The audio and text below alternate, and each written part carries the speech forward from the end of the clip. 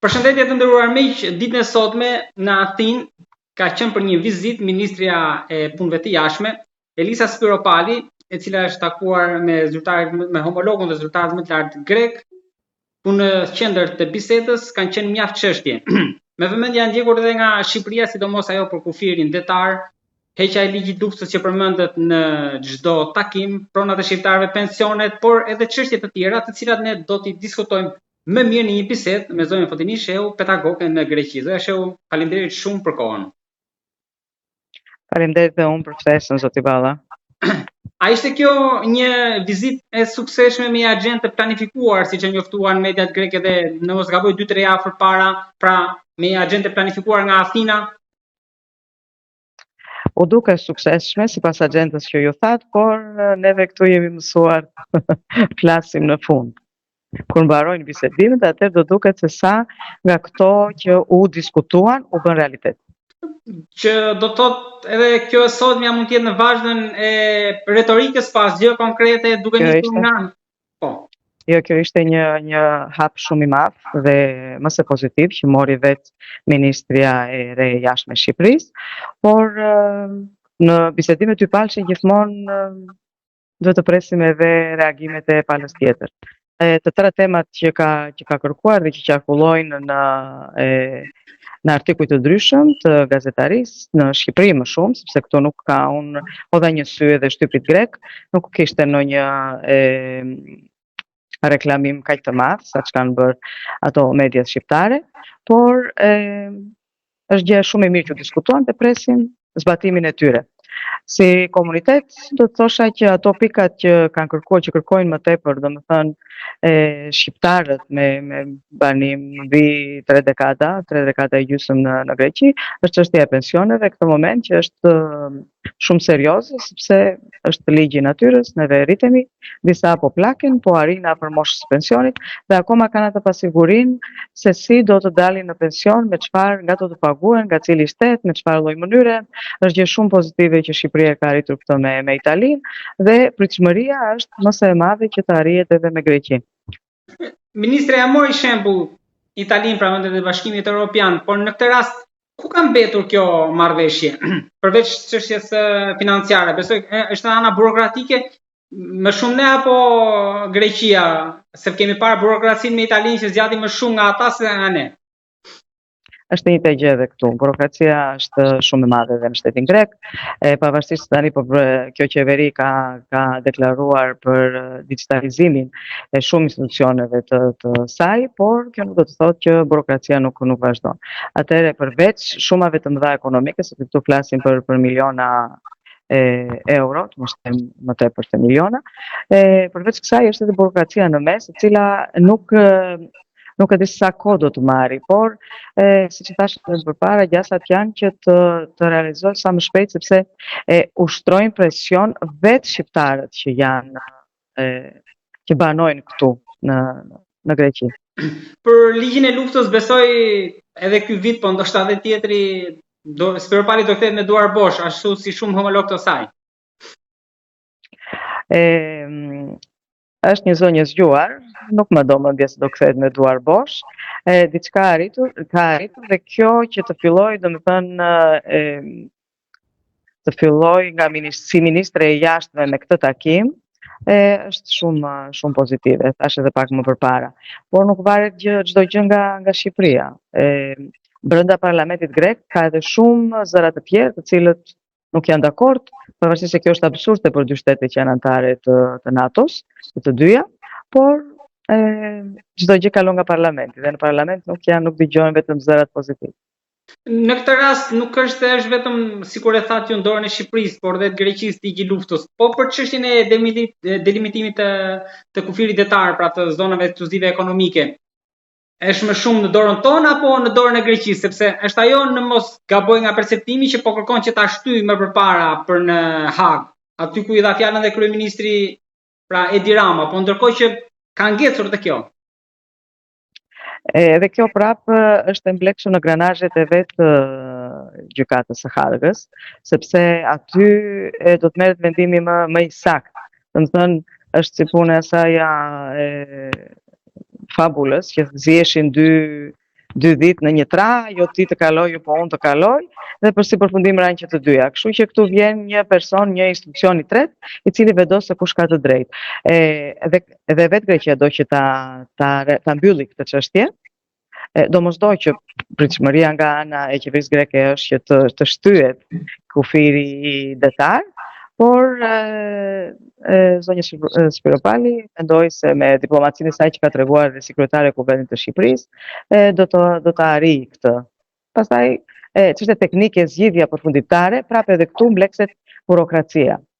Mund të themi që ky është ndoshta momenti më i mirë i Greqisë për ta kërkuar këtë, për arsye se Exxon Mobil që nisi kërkimet në Jon, plus që edhe Shtetet e Bashkuara e kanë kthyer në pikë për shpërndarjen e gazit lëngshëm për Europën Juglindore, pra Greqinë. Pra ka faktorin amerikan me vete në këtë moment, dhe mund të themi që është momenti i Athinës ky edhe për të negociuar, po edhe si një lloj presioni për ne.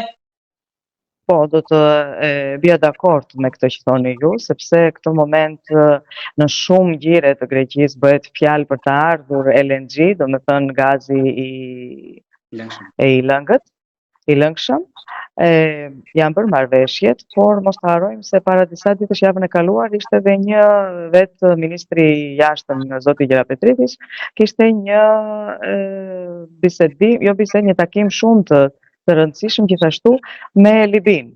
Edhe për atë çfarë ndodh në detin midis Libisë edhe Kretës, çfarë do të ndodhi edhe aty me vijën kufitare, por edhe me shfrytëzimin e tyre për shkak të gazit edhe të pasurive që ka nëndetësore.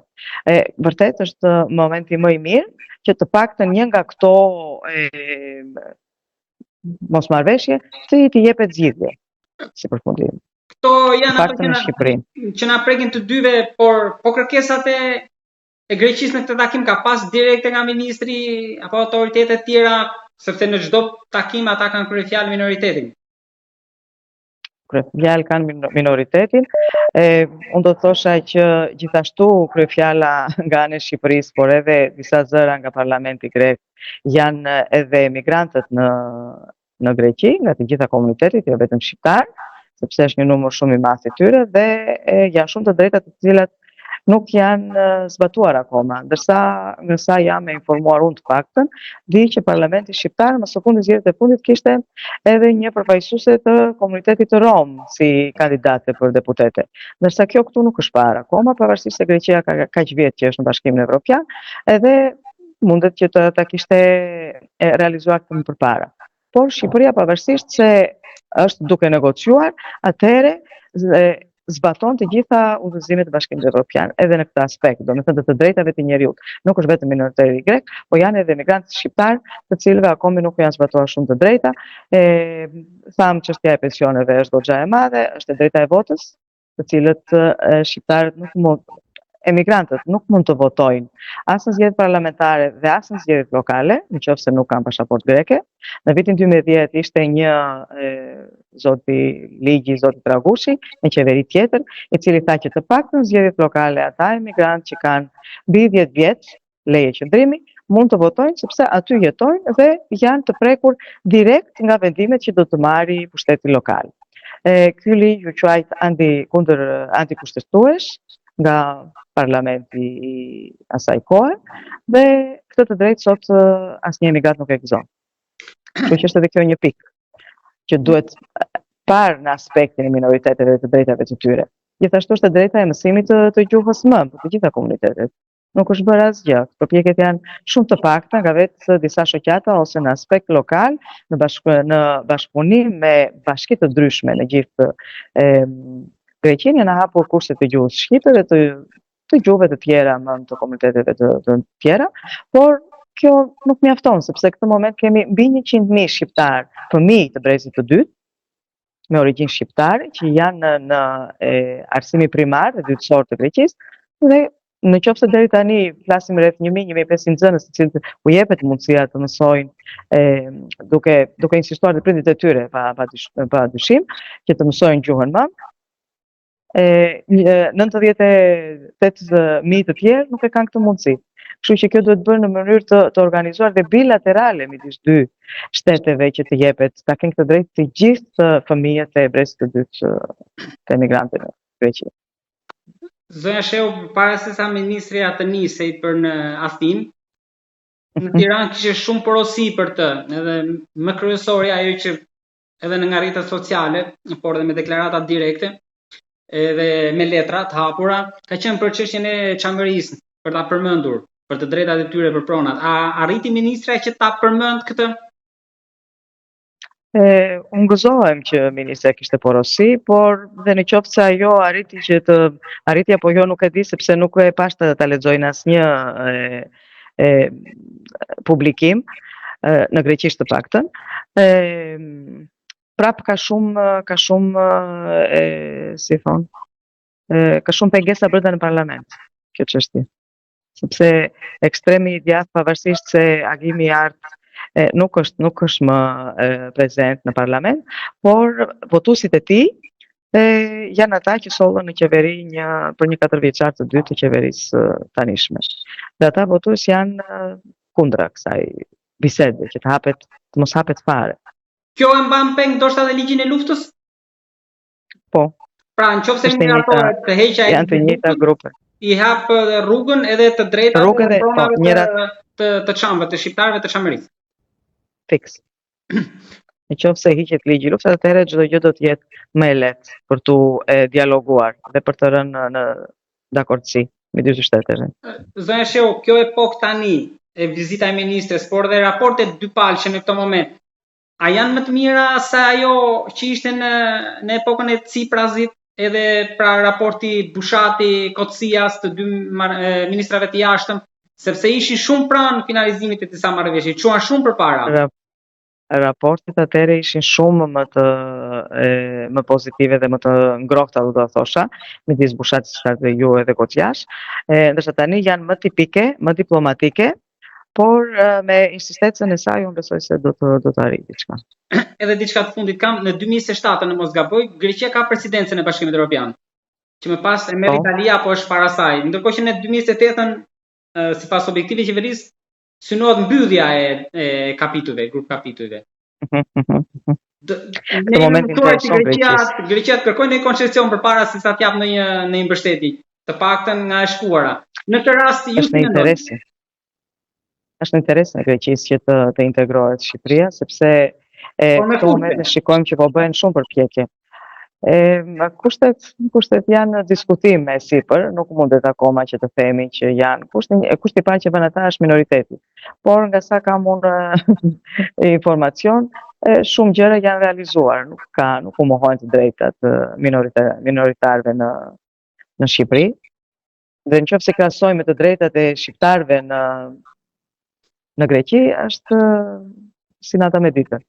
Por është interesin e tyre që ta mbarojnë, sepse duan që ta kenë në agjendën e tyre që gjatë presidencës që kishin në 2027, ata e mbyllën këtë. Dhe vetë kryeministri është më se pozitiv për këtë çështje. Domethënë për antarësimin e Shqipërisë në BE.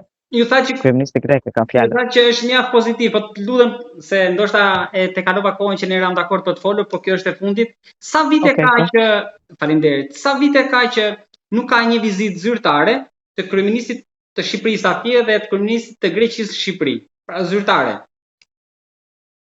Se për të jemi mësuar që vetëm për samitet që ka ardhur Mitsotakis këtu, ose Rama që në mos gaboj herën e fundit, nuk e di, e pritin ishte për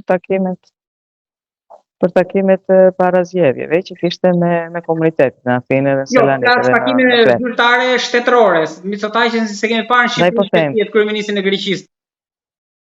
Tregon dhe kjo raportin e ftohtë ndoshta. Patjetër që tregon, por vetë si person, informacionet e mia më thonë që është pozitiv si kryeministër vetë.